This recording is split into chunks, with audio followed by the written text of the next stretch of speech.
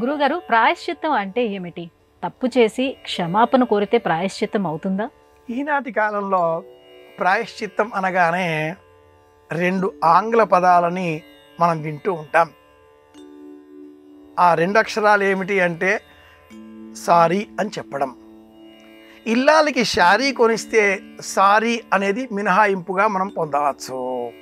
ఇది వేళాకోళంగా ఒక సందర్భోచితంగా చెప్పుకునే నవ్వులాట మాటగా చెప్పుకుంటే, అంతకంటే మించింది ధర్మశాస్త్రబద్ధమైనటువంటి వాక్యం ప్రాయశ్చిత్తం. క్షమించుట అన్న పదం ఫర్గివ్నెస్ అంటాం ఆంగ్లంలో. సనాతన ధర్మంలో క్షమించడం ఉండదు. ఎవరైనా ఏదైనా ఏ విధమైన పని చేసినా ఆ పనికి తగ్గ ప్రయోజనం వ్యతిరేకమైన సానుకూలమైన అనుభవించవలసిందే.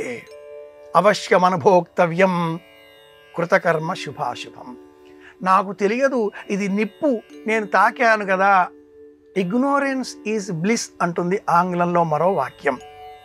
తెలియకపోవడం అనేది అమాయకత్వానికి సూచన, కానీ శాస్త్రం తెలియకపోవడాన్ని అంగీకరించదు. తెలుసుకో అని వివరిస్తుంది. ఏ తదను శాసనం. కనుక మనం చేసిన దాన్ని మనమే అనుభవించాలి. అందుకోసమే చిన్నతనం నుంచి సంప్రదాయం, సనాతన ధర్మం, వైదిక జ్ఞానం, హైందవ జీవన విధానం, దైవము, భక్తి, ఆస్తికత, ఈ నేపథ్యంలో కుటుంబ జీవన విధానం, అమ్మ, నాన్న, భర్త, భార్య, పిల్లలు, చుట్టాలు, బంధువులు, స్నేహితులు, ఎవరికి వారికి విభజన ఎలా ఉండాలి, నియమపాలన, ప్రతి విషయం కూడా నియమంతో కూడుకొని ఉంటుంది. అలా అన్నీ తెలిసినప్పటికీ ఏదైనా పొరపాటు జరిగితే అప్పుడేం చెయ్యాలి? ప్రాయశ్చిత్త విధి అంటూ ఏదైనా ఉందా? ఉన్నది. అదేమిటి? భోజనం మానివేయడం. కృతే సకల దోషార్థం ప్రాయశ్చిత్తం అభోజనం. ఎవరో వెళ్ళిపోయారు అని తెలిసింది, మరుక్షణం ఆ సమయం నుంచి సూర్యాస్తమయం వరకు భోజనం చెయ్యరాదు. పొరపాటుగా ఏదైనా తప్పు చేశాం తెలిసింది, మరుక్షణం నుంచి సూర్యాస్తమయం అయ్యేంత వరకు భోజనం చెయ్యరాదు.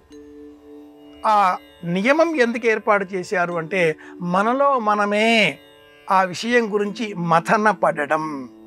నిజమైన ప్రాయశ్చిత్తం అంటే ఏమిటి అంటే, చేసిన తప్పు ఇది అని తెలిసిన తర్వాత ఆ తప్పు మళ్ళీ చెయ్యకపోవడం. ఇది నిజమైన ప్రాయశ్చిత్తం. అంతేకాని తెలిసింది కదా, మార్గం ఉంది కదా అని చెప్పేసి రోజు అవే తప్పులు మళ్ళీ మళ్ళీ చేస్తూ సాయంత్రానికి ఉపవాసం ఉండమన్నారు అనో, లేకపోతే సారీ అని చెప్పేశాం అనో అంటే కుదరదు. మనకంటే బలవంతుడైన వారి కాలు పొరపాటుగా మనం తొక్కితే ఆ వ్యక్తి కళ్ళు ఎర్రగా చేసి చూస్తే మనం క్షమించండి అంటాం. మనకంటే బలహీనుడి కాలు మనం తొక్కితే అతడు కళ్ళు ఎర్ర చేస్తే మనమే నవ్వేసి పోరా పిచ్చివాడా అని నవ్వుతాం. బలం అనే అంశం పైన క్షమించడం అనేది ఏర్పడుతుంది లోకంలో. మనమందరం మనకంటే కూడా బలం కలిగిన దైవం అనేటటువంటి వ్యక్తి లేక శక్తి పరిధిలో ఉన్నాం కనుక క్షమించడం అనే దానికి సనాతన ధర్మంలో తావు లేదు. ఉపవాసం ఉండడమే ఒక విధంగా చెప్పబడినటువంటి ప్రాయశ్చిత్త మార్గం.